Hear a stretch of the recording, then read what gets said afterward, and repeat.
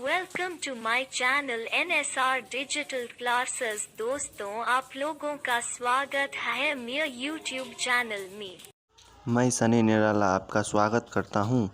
अगर आप चैनल पर पहली बार आए हैं तो अवश्य सब्सक्राइब करें और बेल आइकॉन दबाना ना भूलें ताकि मैं जो भी वीडियो अपलोड करूं सबसे पहले आपके पास को सब्सक्राइब कर ले और ये घंटे का बटन जरूर दबा ले ताकि आगे आने वाला वीडियो सबसे पहले आप देख सके। प्रिय छात्रों, क्लास 10th गणित के प्रश्नावली 1.1 के क्वेश्चन नंबर 4 को हम इस वीडियो में पढ़ेंगे।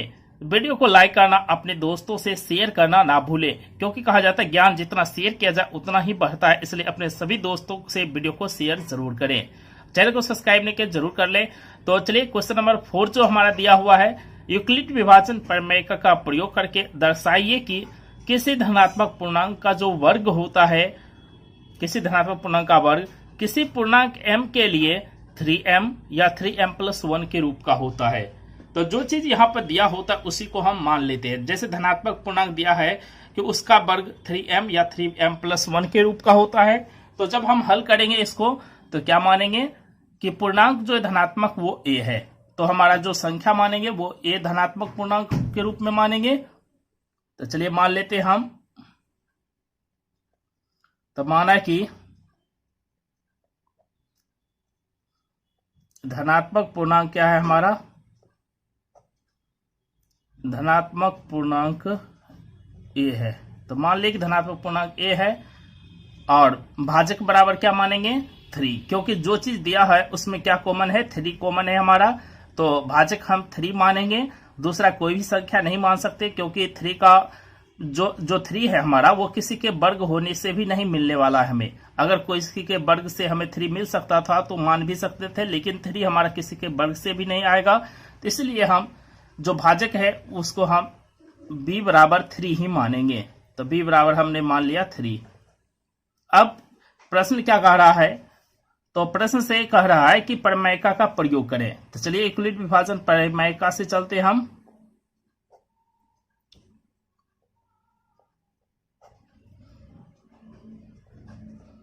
यूक्लिड विभाजन प्रमेयिका से क्या होता है हमारा कि जो हमने संख्या माना है इसको भाज्य लेते हैं। तो भाज्य जो होता है हमारा वो होता है भाजक गुना भागफल जो शेष। तो यहाँ पर हमने भाजक जो लिया है वो 3 लिया है, भाज्य हमारा a है, इसको मान लेते हैं भागफल q होता है। और जब हम इसको भाग दे देते हैं तो शेष हमें r बचता है। तो यहाँ पर जो भाज्य हमारा a, ये क्या हो जाएगा भाजक 3 गुना भागफल q जो शेष r। तो हमारा a बराबर क्या हो जाएगा 3q + r। तो ये जो हमारा भाज्य है ये हो जाएगा 3q + r। तो ये हमारा हो गया इक्वेशन फर्स्ट। यहाँ जो शेष है हमारा r, यहाँ जो शेष आया है, इस शेष r का जो संभव मान है वो क्या हो सकता है 3 से कम। तो 3 से कम क्या हो सकता है 0 हो सकता है, 1 हो सकता है, 2 हो सकता है। तो ये r का संभावित मान है कि जो यहाँ पर हमारा शेष आएगा वो हमारा या तो 0 होगा, या तो 1 होगा, या तो 2 होगा। तो ये हमारा शेष r का जो संभावित मान है उसको लिख लेते हैं। तो यहाँ r का संभावित मान, r का संभावित मान क्या हो गया हमारा 0, 1 या 2। तो 0 होगा या 1 होगा या 2 होगा। तो ये r का संभावित मान है। तो यहाँ r का जो संभावित मान आया हमें वो 0, 1 और 2 आया। अब हम अलग अलग स्थिति लेंगे। जब r का मान मतलब जो हमारा शेष है वो 0 हो तो हमारा जो पूर्णांक a है वो किस रूप में होगा, जब हम इसे वर्ग करेंगे। फिर r का मान जब 1 होगा तो हम इस पूर्णांक को वर्ग करेंगे तो ये किस रूप में आएगा। फिर जब हमारा शेष 2 होगा इसको वर्ग करेंगे तो पूर्णांक हमारा कौन सा रूप लेगा, इसको डिस्कस करते हैं। तो केस फर्स्ट लेंगे कि जब r का मान क्या हो 0। तो जब r बराबर क्या हो 0 तब हमारा a बराबर क्या होगा 3q + 0। 3q + 0 तो मतलब क्या हो गया हमारा a बराबर 3q। आप दोनों और क्या कर देते हैं वर्ग। तो दोनों और वर्ग कर देते हैं, दोनों और वर्ग करने पर दोनों और वर्ग कर देते हैं। जैसे वर्ग करेंगे तो ए स्क्वायर इधर हो जाएगा हमारा 3q स्क्वायर, तो ए स्क्वायर बराबर हमारा कितना हो गया, ए स्क्वायर मतलब जो धनात्मक पूर्णांक हमने माना था ए, उसका वर्ग बराबर हो गया 3 का स्क्वायर 9 और क्यू स्क्वायर। इसको हम क्या लिख सकते हैं, इसमें 3 हम अलग कर लेते हैं, इंटू 3q स्क्वायर कर देते हैं। तो अब 3q स्क्वायर को अगर हम m मान ले तो ये हमारा क्या हो जाएगा 3m। कब हो जाएगा, जब हम 3q स्क्वायर को m मान लेते हैं। तो जहां हमारा m बराबर क्या है 3q स्क्वायर मतलब कोई पूर्णांक, तो यहाँ जो m है कोई पूर्णांक है जो किसके इक्वल है 3q स्क्वायर के, क्योंकि q हमारा खुद एक पूर्णांक है, उसका स्क्वायर करेंगे एक पूर्णांक आएगा, उसमें गुना करेंगे खुद एक पूर्णांक आएगा, तो ये m क्या है एक खुद पूर्णांक है। तो ये पहला कंडीशन प्रूफ हो गया कि कोई धनात्मक संख्या a हो तो उसका वर्ग किस रूप में होगा 3m के रूप में होगा, जहां m एक कोई पूर्णांक होगा। अब फिर हम केस 2 पर चलते हैं। केस 2 में लेंगे जब हमारा शेष का मान जो आया है वो 1 हो।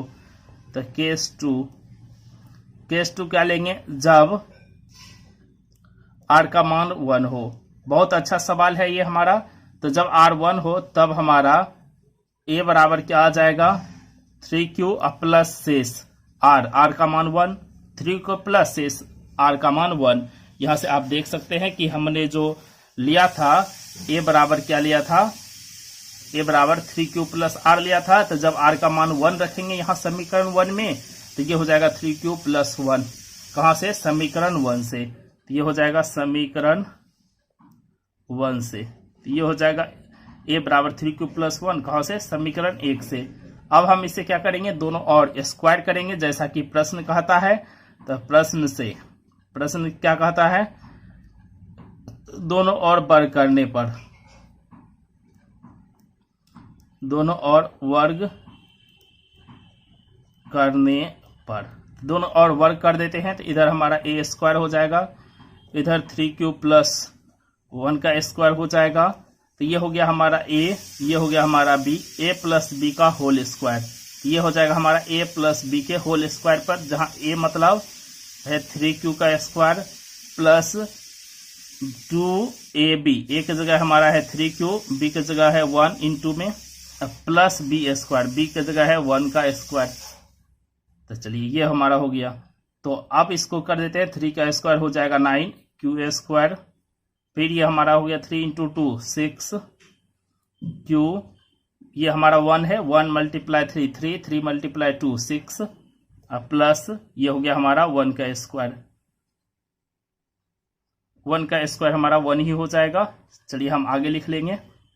अब हमें इसे लाना है 3m प्लस 1 के रूप में। तो इस दोनों को एक साथ रखना है क्योंकि 1 हमारा अलग रहेगा, क्योंकि अब की बार का जो हमारा इक्वेशन का फॉर्म लाना है वो लाना है 3m प्लस 1 के रूप में। तो 1 तो हमें लास्ट में रहेगा ही, इसको सजाना है हमें 3m के रूप में। ये जो दो पद है, इस दो पद को हमें 3m के फॉर्म में लाना है। तो यहाँ से 3 कॉमन, यहाँ से 3 कॉमन लेना पड़ेगा। जैसे 3 कॉमन लेंगे यहाँ बचेगा 3q स्क्वायर, यहाँ से 3 कॉमन लेंगे बचेगा 2, क्योंकि ये 3 मल्टीप्लाई 2 ही आया है, 3 मल्टीप्लाई 2 6, तो बचेगा 2q प्लस 1 के स्क्वायर 1, ये रहने देना है क्योंकि हमें 1 चाहिए ही लास्ट में। तो अब इसको अगर हम m मान लें, ये जो पूरा पूर्णांक है, q एक पूर्णांक है, स्क्वायर भी पूर्णांक होगा, 3 मल्टीप्लाई करेंगे पूर्णांक होगा, फिर ये q पूर्णांक है, 2 मल्टीप्लाई करेंगे पूर्णांक होगा, पूर्णांक को पूर्णांक में जोड़ेंगे एक पूर्णांक ही होगा। इस तरह से ये हो गया हमारा एक पूर्णांक m प्लस 1, तो ये हो गया हमारा एक पूर्णांक m प्लस 1। तो देख सकते हैं कि पुनः हमारा जो a आ गया, a का स्क्वायर मतलब कोई धनात्मक पूर्णांक का स्क्वायर, वो किस रूप में आ गया 3m प्लस 1 के रूप में, जहां हमारा m बराबर क्या है 3q square plus 2q, 3q square plus 2q है, जहां m क्या है एक कोई पूर्णांक है, एक पूर्णांक है। तो जहां m क्या है एक पूर्णांक है, जो पूर्णांक इसके इक्वल है।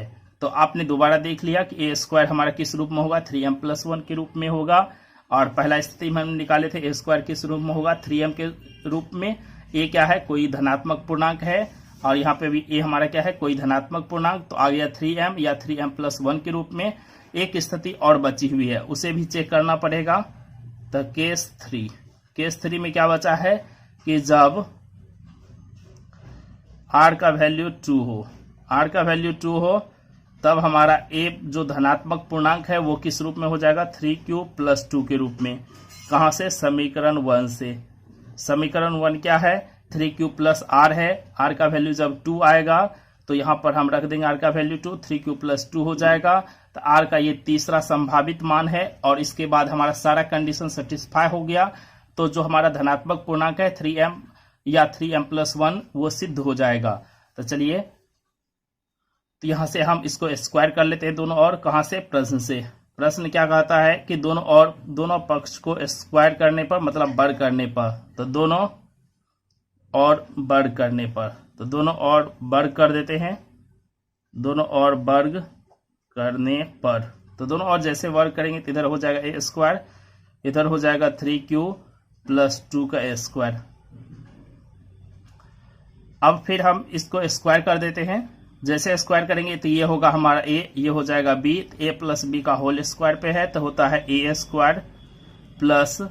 2 × a × b प्लस b² मतलब 2 का स्क्वायर। ये हो गया हमारा 3 का स्क्वायर मतलब 9q²। ये हो गया 3 × 2 6 × 2 12, ये हो गया हमारा 12। तो ये हो गया 12q। 3 × 2 6 × 2 12q plus 4। फिर यहां से हम अब क्या करेंगे, 3m+1 के रूप में इसको सजाएंगे। तो कैसे सजाएंगे, ये हमारा है 9q² प्लस है ये हमारा 12q, ये हम लिख देते हैं 3+1 क्योंकि हमें लास्ट में 1 चाहिए और इसमें सम में देखिए 3 कॉमन है। इस 4 को भी अगर हम 3+1 लिख देते हैं तो यहां से 3 कॉमन आ जाएगा। जब ये इसमें 3 कॉमन आ जाएगा तो ये हो गया 3m, मतलब 3 कॉमन लेने के बाद जो भी बचेगा पूर्णांक उसको हम m पूर्णांक के बराबर मान लेंगे और +1 आ जाएगा। तो चलिए हम इसको फिर यहाँ पर सॉल्व कर लेते हैं। ये हमारा जैसे यहाँ से हम 3 कॉमन लेते हैं तो a² बराबर 3 कॉमन लेंगे तो यहाँ बचेगा 3a², यहाँ से कॉमन लेंगे तो बचेगा 4 × 3 12q प्लस यहाँ से 3 कॉमन लेंगे तो बचेगा 1, इस तरह से तब +1। ये प्लस हमारा इसको बाहर रखे हम अपना, यहाँ तक हमने कॉमन लिया इस पूरे पद में, इस पूरे में हमने 3 कॉमन ले लिया। तो ये पूरा जो हमारा पूर्णांक है इसको हम मान लेते हैं क्या, इसको मान लेते हैं m। तो यहाँ पर हमारा तब क्या हो जाएगा, इसलिए a² बराबर 3m+1। कैसे हो गया, क्योंकि हमने माना कि m बराबर क्या है हमारा 3q² + 4q + 1 है। तो जहां m क्या है, कोई पूर्णांक है, तो जहां m क्या है, कोई पूर्णांक है, तब हमारा ये m इस रूप में हो गया। तो m क्या है, कोई पूर्णांक, तो m कोई पूर्णांक है, इसलिए a² बराबर हमारा क्या हो गया 3m+1 के रूप में। इस तरह से हमारा जो कोई भी धनात्मक पूर्णांक है उसका वर्ग हमारा किस रूप में होगा, 3m के रूप में होगा या 3m+1 के रूप में होगा। तो अतः